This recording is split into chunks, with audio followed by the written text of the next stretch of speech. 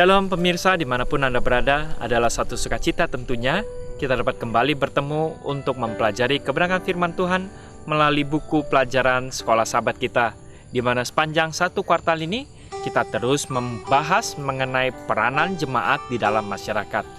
Tentu Tuhan selalu mempunyai rencana agar setiap anak-anaknya mempunyai satu dampak yang positif di masyarakat di mana mereka berbakti, mereka tinggal, atau mereka melakukan aktivitas setiap hari. Untuk itulah kita akan kembali mempelajari. Dan sebelum kita mempelajarinya, undang setiap anggota keluarga kita. Jangan lupa juga siapkan Alkitab, berada di dekat kita, sehingga kita dapat membaca secara pribadi ayat-ayat yang kita akan baca atau kita bahas pada pelajaran hari ini. Judul pelajaran kita pada hari ini adalah Carilah dan engkau akan menemukan. Pertama-tama, kita dapat membaca dalam Wahyu 3 ayat 20. Kita dapat membuka Wahyu 3, buku terakhir dari Alkitab kita, Wahyu 3 ayat 20. Di situ dikatakan, jikalau kita sudah menemukannya, kita dapat membaca, "Lihat, aku berdiri di muka pintu dan mengetok. Jikalau ada orang yang mendengar suaraku dan membukakan pintu, aku akan masuk mendapatkannya, dan aku akan makan bersama-sama dengan dia, dan ia bersama-sama dengan aku." Itu dikatakan dalam Wahyu 3 ayat 20, bahwa Yesus mengetok di muka pintu. Apakah kita mau membukakannya, sehingga ia dapat masuk dan tinggal bersama-sama dan makan bersama-sama dengan Kristus? Ayat yang berikutnya, kita juga dapat baca Matius 7 ayat 7 sampai ayat yang ke-8. Jikalau kita sudah menemukannya, kita dapat membaca, "Mintalah, maka akan diberikan kepadamu. Carilah, maka kamu akan mendapat. Ketuklah, maka pintu akan dibukakan bagimu. Karena setiap orang yang meminta, menerima, dan setiap orang yang mencari, mendapat. Dan setiap orang yang mengetok, baginya pintu dibukakan." Kemudian satu ayat lagi, Yohanes 1 ayat 12. Yohanes 1 ayat 12 dikatakan, "Tetapi semua orang menerimanya diberinya kuasa supaya menjadi anak-anak Tuhan, yaitu mereka yang percaya pada namanya." Ya, setiap orang yang percaya akan diberinya kuasa supaya menjadi anak Tuhan, yaitu mereka yang percaya dalam namanya. Dalam hal apakah ketiga ayat ini berkaitan satu dengan yang lainnya? Dan apakah yang ayat ini sampaikan kepada kita tentang apa artinya mencari dan menemukan Tuhan? Ya, apa maknanya dalam ketiga ayat yang baru saja kita baca untuk mencari dan kita menemukan Tuhan? Ayat-ayat ini bersama-sama menunjukkan bahwa manusia harus meminta dan mencari dan terbuka untuk menerima Kristus. Pada saat yang sama, Wahyu 3:20 menggambarkan Yesus yang berdiri di muka pintu, dan dia yang mengetuk, sehingga seorang akan membuka pintu dan membiarkannya masuk. Ide-ide ini sebenarnya tidak bertentangan satu dengan yang lainnya. Melalui kuasa Roh Kudus, Tuhan itu bekerja dalam hati manusia, ya, menarik mereka kepadanya, bahkan jika manusia tidak selalu menyadari bahwa inilah yang sedang terjadi hari demi hari dalam kehidupan mereka. Mereka sering mencari sesuatu yang hidup itu sendiri tidak tawarkan kepada mereka, ya. Padahal kebenaran ataupun sukacita yang sesungguhnya berasal daripada Kristus. Ide-ide ini sebenarnya tidaklah bertentangan. Melalui kuasa Roh Kudus, Tuhan itu bekerja dalam hati manusia, menarik mereka kepadanya tentunya.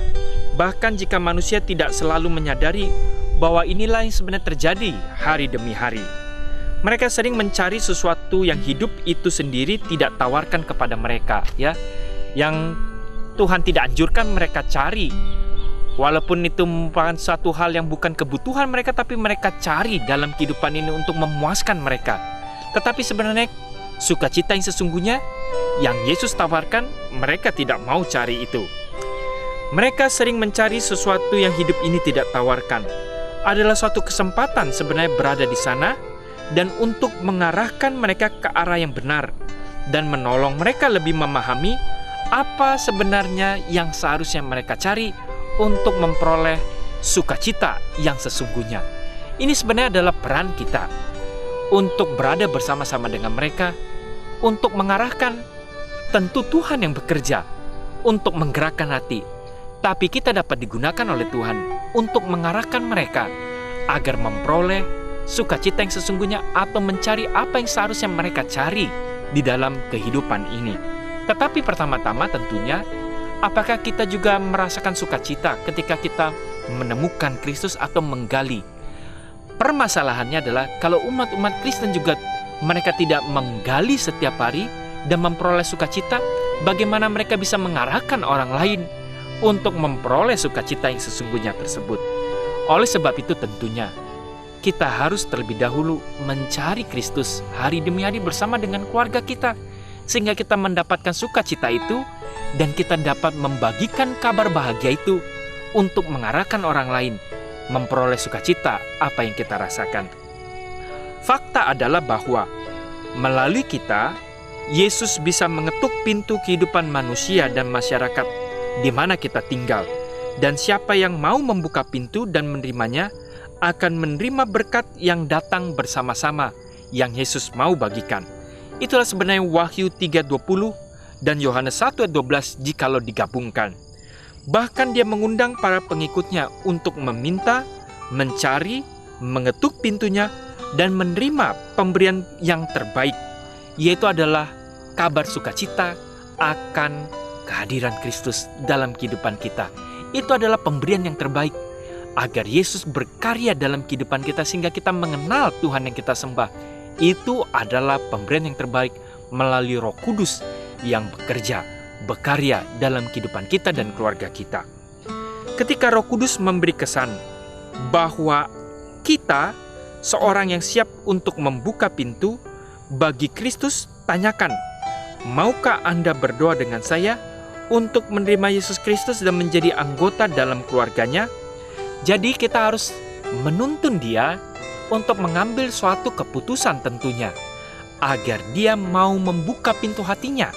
Inilah arahan-arahan yang kita berikan, segera supaya mereka juga setelah dituntun mau membuka hatinya, agar Kristus dapat tinggal berkarya dalam kehidupan diri dia dan kehidupan keluarganya. Ya, kita membutuhkan kepekaan rohani untuk mengetahui kapan waktu yang tepat untuk membuat panggilan. Ya, dalam setiap proses pembelajaran kita perlu mengambil suatu sikap untuk menuntun mereka mengambil suatu panggilan. Ya, dan dalam panggilan ini kita ajak mereka untuk berdoa, karena setiap proses haruslah ada suatu proses panggilan untuk mereka dapat mau membuka hatinya. Sementara tentu selalu ada bahaya jikalau kita terlalu agresif untuk segera mendorong mereka untuk mengambil sebuah panggilan.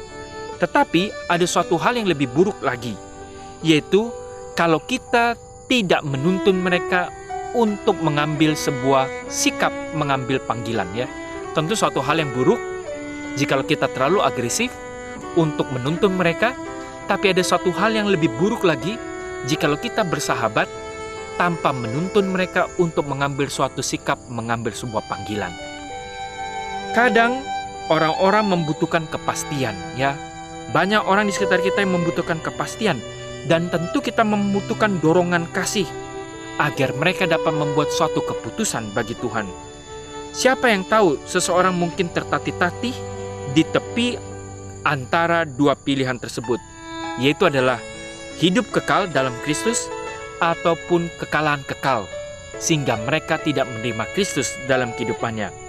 Kita tentu saja memiliki tanggung jawab yang kudus ini, sebagaimana panggilan Tuhan untuk kita digunakan untuk memberikan suatu kabar baik, sebagaimana yang dikabarkan dalam Wahyu 14.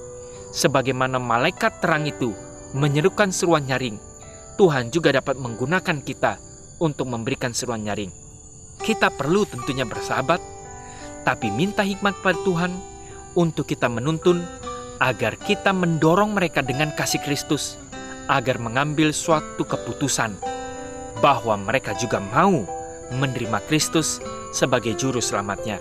Dan ini adalah suatu pelajaran di mana kita dapat mengerti, carilah dan engkau akan menemukannya. Ini yang seharusnya kita dapat terapkan dalam kehidupan kita. Kiranya Tuhan memberkati kita dan seluruh keluarga.